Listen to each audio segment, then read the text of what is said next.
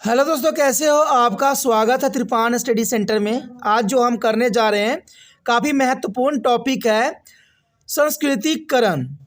देखा जाए तो संस्कृतिकरण काफ़ी महत्वपूर्ण है हर एक क्लास के बच्चों के लिए, असाइनमेंट के लिए, प्रोजेक्ट के लिए, और ये काफ़ी महत्व रखेगा। यहाँ पर त्रिपान स्टडी सेंटर ने आपके लिए हर संभव कोशिश किया है कि हर टॉपिक जो है आपको क्लियर रहे। तो यहाँ पर हम संस्कृतिकरण के विषय में विस्तार पूर्वक चर्चा करेंगे।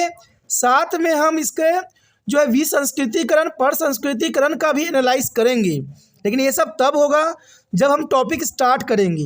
लेकिन टॉपिक स्टार्ट करने से पहले एक बात जो मैं हमेशा कहता हूँ, जिसको आपको सोचना भी चाहिए, विचार भी करना चाहिए और इवन अमल भी करना चाहिए, वो ये है कि जब भी वीडियो देखिए पूरा देखिए, क्योंकि अधूरा जानकारी सदैव खतरनाक होता है। साथ में एक इम्पोर्टेंट बात ये भी रहता है, अगर आप पहली बार वीडियो देख रहे हो तो लाइक शेयर सब्सक्राइब करना मत भूलना, क्योंकि दोस्तों लाइक कीजिएगा तो बनाने वाले का मनोबल बढ़ता है, सब्सक्राइब कीजिएगा तो इससे ये होता है कि जब भी मैं कोई वीडियो डालूंगा उसका नोटिफिकेशन आपको समय रहते मिल जाएगा। और देखिए शेयर का मतलब ये होता है कि आपके थ्रू न जाने किन बच्चों को हेल्प मिल जाए, ये आप भी नहीं जानोगे, इसलिए जो है आप शेयर जरूर करो, ठीक है। व्हाट्सएप स्टेटस पे भी लगाओ। दोस्तों आरएनएसएस सेंटर जो कई मानने में बहुत से बच्चों के लिए हेल्पफुल है, चाहे वो 8th क्लास हो, 9th 10th 11th 12th हो, चाहे वो NIOS बोर्ड के बच्चे हों, ठीक है, चाहे BA MA के बच्चे हो, सभी क्लासों के लिए कुछ ना कुछ जो है त्रिपान एनएसएस सेंटर में उपलब्ध है। तो इसलिए आपके लिए ज़रूरी है कि आप सब्सक्राइब करके इसको चैनल को जो है सेव कर लो, नहीं तो बाद में अगर रिसर्च करोगे तो शायद आपको ये चैनल प्राप्त ना हो।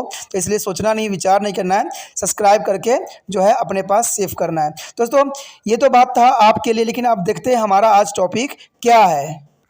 यहाँ पर जो हमारे समक्ष अगला टॉपिक आया है काफ़ी महत्वपूर्ण है, और हमारा टॉपिक है विसंस्कृतिकरण। देखिए विसंस्कृतिकरण संस्कृतिकरण के उलट है। कहते हैं संस्कृतिकरण में आपने जाना होगा कि संस्कृतिकरण में ये होता है कि हम निम्न जाति के जो व्यक्ति होते हैं उच्च जाति के रहन सहन को अपना लेती हैं। लेकिन यहाँ पर विसंस्कृतिकरण में उलट होता है कि यहाँ पर छोड़ने के लिए मजबूर किया जाता है।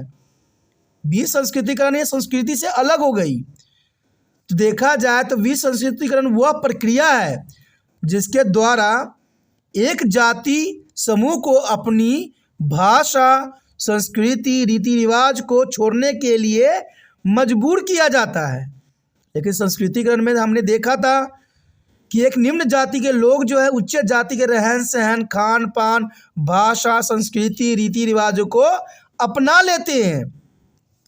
लेकिन विसंस्कृतिकरण इसका उल्टा है कि यहाँ पर एक जाति से उसकी भाषा, संस्कृति, रीति रिवाज को छोड़ने के लिए मजबूर किया जाता है, और यह प्रभुशाली समूह की संस्कृति का विनाश भी है और प्रभुशाली समूह की संस्कृति द्वारा उसका प्रतिस्थापन भी है।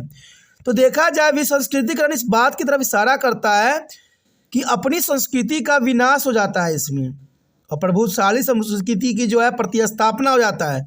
यानी एक संस्कृति का विकास होता है तो एक संस्कृति का अंत होता है। अगर मान लीजिए उच्च जाति के लोग जो है निम्न जाति को अपना लेते हैं, निम्न जाति के लोग उच्च जाति को अपना लेते हैं, तो कहीं ना कहीं एक संस्कृति का तो हर्ष हुआ ही हुआ, एक संस्कृति का लोस तो होना स्वाभाविक हो जाता है। तो यहाँ पर विसंस्कृतिकरण का मतलब ये होता है कि कोई भी जाति अपनी भाषा, संस्कृति, रीति रिवाजों को छोड़ने के लिए मजबूर हो जाता है।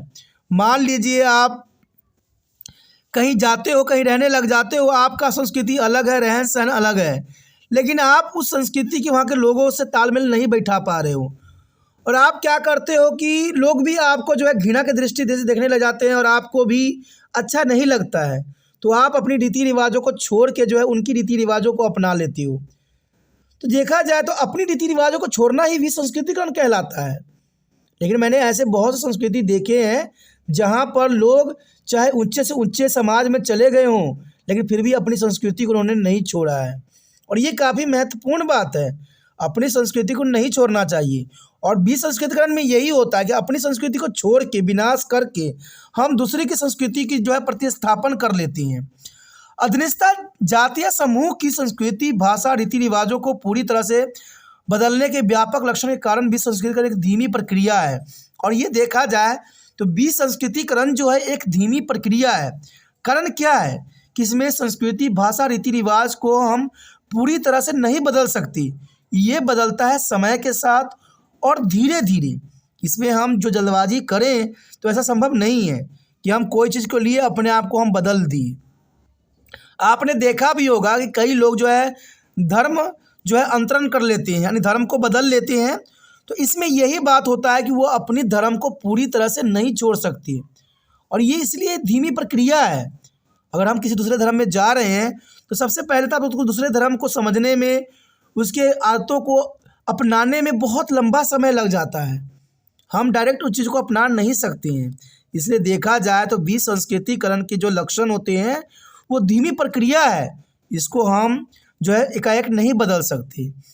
इस शब्द को अक्सर आत्मसत्करण और संस्कृतिकरण के साथ भ्रमित भी किया जाता है, और ये काफ़ी महत्वपूर्ण है कि विसंस्कृतिकरण को जो है आत्मसात्करण और संस्कृतिकरण के साथ काफ़ी टाइम में भ्रमित किया गया है।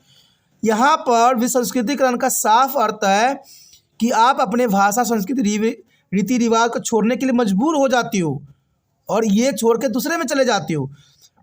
अपने संस्कृति को छोड़ के दूसरे संस्कृति में जाने की प्रक्रिया को विसंस्कृतिकरण कहती है।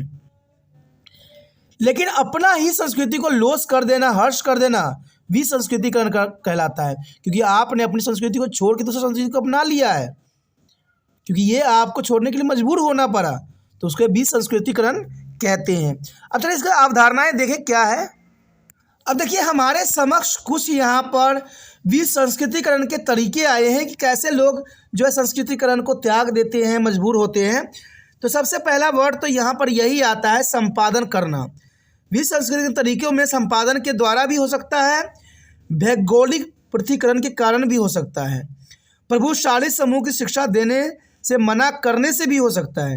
अगर प्रभुशाली समूह जो है आपको शिक्षा देने से मना करता है तो भी विसंस्कृतिकरण देखने को हमें मिल सकता है। भाषा का ज़बरदस्ती प्रतिस्थापन करना। आपने देखा होगा कि जो आपके लैंग्वेज होता है, लोग आपको उसी लैंग्वेज को तिरस्कार नज़रों से देखते हैं, तो आप भी क्या करते हो, उनके लैंग्वेज सीखने की कोशिश करते हो। तो भाषा का ज़बरदस्ती प्रतिस्थापन करने के से भी विसंस्कृतिकरण स्थापित होती है। इवन देखा जाए तो स्कूल में श्रेष्ठ संस्कृति का पाठ्यक्रम, आपने देखा भी होगा कि हम जिस क्षेत्र में चले जाएं उस क्षेत्र में अपना एक भाषा होता है और उसको पढ़ाने का जो है लाजमी बना दी जाती है, यानी ज़रूरी बना दी जाती है। तो इससे भी होता है कि स्कूल में श्रेष्ठ संस्कृति का पाठ्यक्रम कहते हैं, संस्कृति का जो है पाठ्यक्रम करना भी विसंस्कृतिकरण के अंतर्गत आता है कि आपको जो है ज़बरदस्ती उस चीज़ को पढ़ाया जाता है जो आप नहीं पढ़ना चाहते हो। कई जगह तो बच्चे मुझे ऐसे ऐसे प्रश्न पूछते हैं जो दिमाग चकरा जाता है। कहते हैं बच्चे जो हम ज्योमेट्री के सवाल करते हैं जीवन में कहाँ काम आते हैं। तो बच्चों को ये सब बातों का अवगत कराना बड़ी कठिनाई होती है। कहते हैं कि आम व्यक्तियों के लिए ज्योमेट्री के जैसे जो होते हैं उनको तो कहीं उनको आता ही नहीं है, फिर भी उनके सिलेबस में होता है। लेकिन देखा जाए तो प्राथमिक शिक्षा इम्पोर्टेंट होती है। कहते हैं प्राथमिक शिक्षा हर बच्चों को ग्रहण करना चाहिए। तो ऐसे बहुत से प्रश्न होते हैं जो कि आपके मन में भी उठते रहते हैं, तो हम उसको नज़रअंदाज नहीं कर सकते हैं। विसंस्कृतिकरण जो है स्कूलों में श्रेष्ठ संस्कृति पाठ्यक्रम को अंतर्गत भी रहती है। इवन देखा जाए तो प्रशिक्षित प्रभुशाली समूह से भी होता है कि मान लीजिए कोई काफ़ी शिक्षित है और प्रभावशाली है, तो वो जो है अपनी संस्कृति दूसरे बच्चों को ही पढ़ाने की कोशिश करते हैं। और ये शिक्षा के स्तर पे भी देखने को मिला है। अगर आप देखिए जैसे जैसे आप स्कूल में जाइएगा, चाहे वो हिंदू का स्कूल हो, चाहे मुस्लिम को चाहे सिख का हो, चाहे ईसाई का, चाहे जैन का हो, पहले वो अपने धर्म के बारे में ही आपको अनुसरण करवाएंगे। और ये ऐसे स्कूल में भी होता है। स्कूल जिस धर्म से रिलेटेड होती है उसी प्रकार के प्रावधान भी किए जाते हैं। तो यहाँ पर विसंस्कृतिकरण का साफ आप उदाहरण देख सकते हो, और इसमें कोई दो राय नहीं है। ये बहुत ही महत्वपूर्ण बात है कि हम जैसे जिस स्कूल में हम जाते हैं उसी प्रकार की हमें जो है शिक्षा दी जाती है, उसी तरह के तौर तरीके सिखाए जाते हैं। और ये काफ़ी महत्वपूर्ण है और ये विसंस्कृतिकरण के अंतर्गत आता है। देखा जाए तो पाठ्यक्रम में प्रभुशाली समूह की संस्कृति से बचाना होता है कि आपको अपनी संस्कृति को बचाना है, और इसमें आपको बहुत समय लग जाती है या अपनी संस्कृति बचा भी नहीं पाते हो। तो यहाँ पर विश्व संस्कृति बहुत काफ़ी महत्वपूर्ण है कि मजबूरन आपको दूसरी संस्कृति में जाना पड़ता है। तो ये विश्व संस्कृति के अंतर्गत आता है। आपको, मुझे लगता है कि टॉपिक समझ में आ गया होगा और ये एग्ज़ाम के लिए आपके लिए काफ़ी महत्वपूर्ण है। सोचिए नहीं, विचार न कीजिए, इसको अभी नोट कीजिए अपने कॉपी पे, क्योंकि अच्छे शब्द है, इसको लिखना चाहिए और याद भी करना चाहिए, काफ़ी महत्वपूर्ण रहेगा। इसी के साथ दोस्तों हमारा ये टॉपिक ख़त्म हो जाता है। हमारा अगला टॉपिक जो रहेगा पर संस्कृतिकरण, तो उस पर भी हम प्रकाश डालेंगे। अब बने रहे तिरपान स्टडी सेंटर के साथ और जितना हो सके इस वीडियो को शेयर कीजिए, क्योंकि शेयर कीजिएगा तभी दूसरे बच्चों का केयर होगा। सिर्फ आप तक ये वीडियो पहुंच जाने से दूसरे बच्चे का भलाई नहीं होता है, क्योंकि तिरपान स्टडी सेंटर यही चाहता है कि वीडियो हर एक बच्चों को तक पहुंचे, हर बच्चे इस बातों से अनुसरण हो सके, सही ज्ञान का जो है मार्गदर्शन प्राप्त हो सके। तो सोचिए नहीं, विचार ना कीजिए, अभी तिरपान स्टडी सेंटर को जो है दूसरे बच्चे पहुंचाने में मदद कीजिए। और इसके लिए कुछ नहीं करना है, यूट्यूब से लिंक को कॉपी करना है, व्हाट्सएप स्टेटस पर लगा देना है, जो कि बहुत काफ़ी आसान है। ये आप हमेशा करते हो और करते ही रहना, ठीक है। पहली बार मेरे चैनल पे आए हो, पहली बार वीडियो देख रहे हो, समझ आ रहा है, अच्छा लग रहा है और चाहते हो कि और भी वीडियो आपको इसी प्रकार प्राप्त होता रहे, तो जनरल सी बात है दोस्तों, चैनल को सब्सक्राइब कर लीजिए। सब्सक्राइब कीजिएगा तो यहाँ बहुत कुछ प्राप्त होगा, क्योंकि तिरपान स्टडी सेंटर 8th से लेकर MA तक के बच्चों के लिए महत्वपूर्ण है और ये काफ़ी महत्वपूर्ण प्लेटफॉर्म बना रहा है। तो सोचिए नहीं, विचार न कीजिए, अभी तिरपान स्टडी सेंटर को सब्सक्राइब करके अपने मोबाइल में सेव कीजिए।